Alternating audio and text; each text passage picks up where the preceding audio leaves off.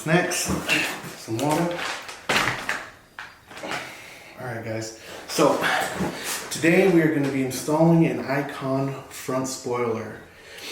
It's for the Chrysler 300S obviously. So what we're going to be doing is doing a quick install video. Actually, we probably won't do an install video just because it's literally 6 screws. So it's really simple to install. It's all about placement. As long as you get your placement down, it should be a really quick install, probably like 10-15 minutes. You might need 1 or 2 people extra to help you. The more the merrier, obviously. But I did want to talk to you guys about a Chrysler 300 only car meet. So it's pretty cool. I've pretty much know about 50 people that are going to go, so it should be a really big meet. So what I want to do is I want to kind of put like a PSA out there, just pretty much telling you guys all the information you need to know to go. So this meet is going to be in Norco, California.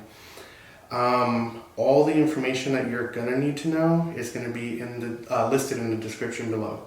So that's pretty much everything you're going to need to know to get there, what time the event starts, what time it ends, if they have like VIP parking and all that other stuff will be listed below.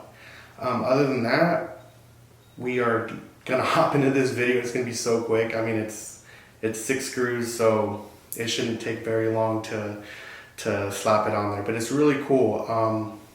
The material, you know, it's kind of, I don't know how I feel about it, but it does have a really cool print on it.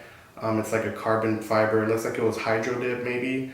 So yeah, we're gonna hop in it and then we'll just go from there and see how it comes out. I have heard a lot of people say though that the Ikon front spoiler doesn't match up. So we're gonna find that out today. If it doesn't, then we're taking it off. If it looks good, if it's, you know, I'll let you guys be the judge of that. All right guys, so let's hop into this.